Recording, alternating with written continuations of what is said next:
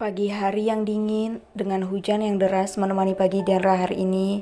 Dinginnya cuaca pagi ini menusuk ke tulang-tulang. Belum lagi sindrom kehamilan yang membuat wanita itu harus mengalami morning sickness yang cukup parah. Huek, huek, huek, uhuk, uhuk. Diandra muntah-muntah di dalam kamar mandi, kepalanya terasa pusing dan berat. Seminggu terakhir dia mengalami morning sickness yang sangat parah, membuatnya tak bisa beraktivitas dengan baik di pagi hari. Huek, huek.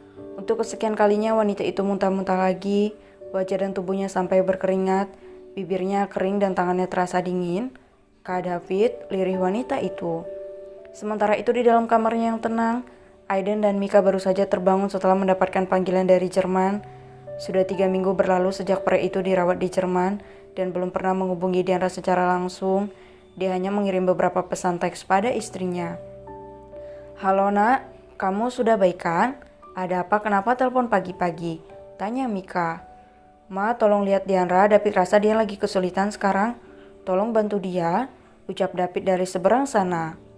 Ha, Diandra, kenapa kau tidak pernah menghubungi istrimu? Dia sangat menderita di sini nak, kau harus cepat sehat.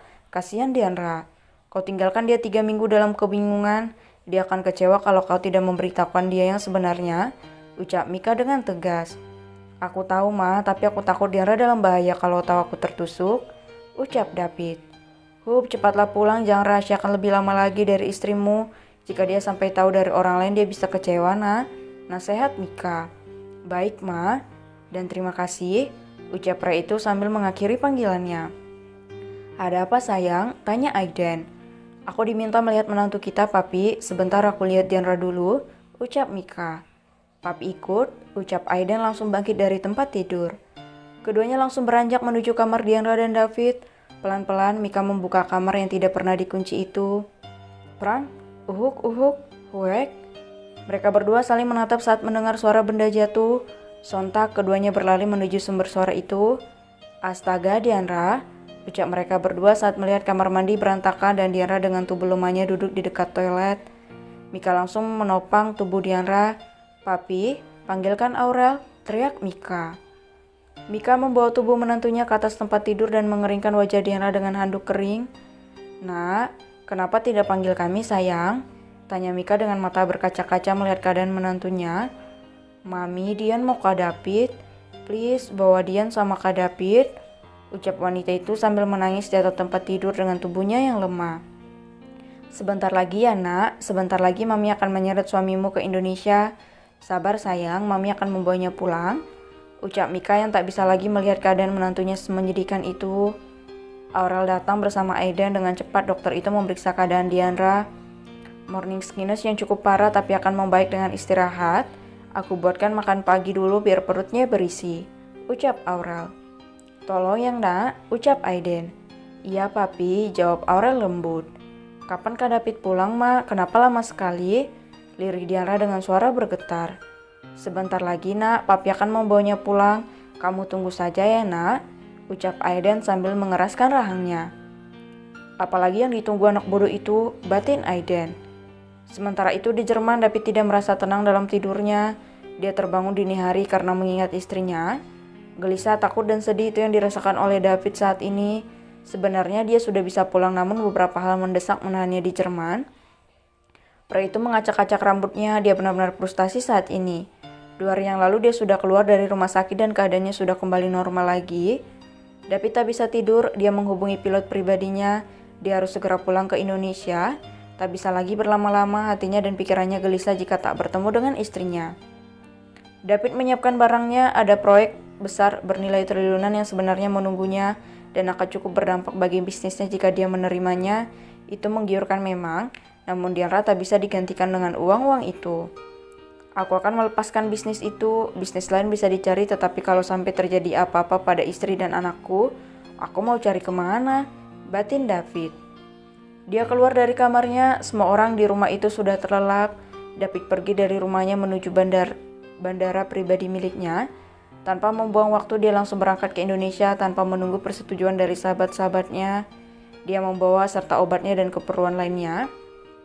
Tunggu aku sayang, aku pulang aku akan cepat sampai, ucap David di dalam hati.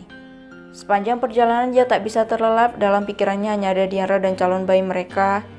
Betapa kesepiannya dirimu tanpa kami di sana. Maafkan aku pasti akan menceritakan semuanya padamu. Maaf sayang, ucap David. Pria itu pun menulis pernyataan mengenai kerjasama bernilai triliunan. Dia menyebutkan alasan kenapa dia tidak bisa melanjutkan kerjasama itu. Alasan utamanya adalah istri dan anaknya. Dia melakukan perjalanan selama berjam-jam menuju Indonesia. Aku bawa apa ya untuk Diandra? Pikir David. Mangga muda? Kenapa aku terpikir ke sana? Aku bawa saja, tapi aku harus mencarinya di Indonesia, batin pria itu. Sementara itu di mansion David terjadi keributan. Outnell yang hendak membangunkan David terbelalak saat mendapati kabar itu kosong, dan David hanya meninggalkan sebuah pesan dalam secari kertas. Aku pulang, Diandra membutuhkanku, maaf tak bilang pada kalian. David, cak si kunyuk ini, kangen istri malah ninggalin sahabat-sahabatnya begitu saja. Dasar si kampret. Tapi keadaan Diandra memang sedikit mengkhawatirkan, ucap Outnell sambil menghela napas kasar. Baiklah kalau begitu, aku akan melanjutkan kisi menjodohkan Pasco dan Joy untuk memenuhi permintaan Diandra. Hehe. Outnell tersenyum dengan seringnya liciknya. Entah apa yang akan dilakukan pria licik ini, yang pasti dia akan mengaduk-aduk perasaan Pasco dan Joy. Di Indonesia, keadaan Diandra mulai membaik. Dia makan dengan benar dan cukup gizi meskipun dia harus memaksakan dirinya untuk makan demi anaknya. Wanita itu duduk sendirian di balkon kamarnya. Seharian penuh dia berada di dalam kamar, tak ingin keluar dan melakukan aktivitas apapun. Mangga? Hais, kenapa aku tiba-tiba mau mangga ya? Seandainya Kak David pulang, aku bisa memintanya mencari mangga. Sabar ya sayang, papa masih di Jerman, ucap Diandra sambil mengusap perutnya yang mulai membesar. Kamu mau lihat foto papa ya? Kangen ya sama papa, ucap Diandra lagi. Dia mengeluarkan ponselnya, membuka galeri foto dan melihat foto suaminya untuk mengobati rasa rindu pada sang suami. Dia duduk di sana sampai hari berubah menjadi malam. Tubuhnya dia bungkus dengan selimut. Dia terlelap setelah memandang langit seharian. Cuaca tak lagi sedingin tadi pagi. Diandra terlelap dalam dunia mimpinya. Ceklek, pintu kamarnya dibuka. Langkah kaki seseorang terdengar memasuki ruangan itu.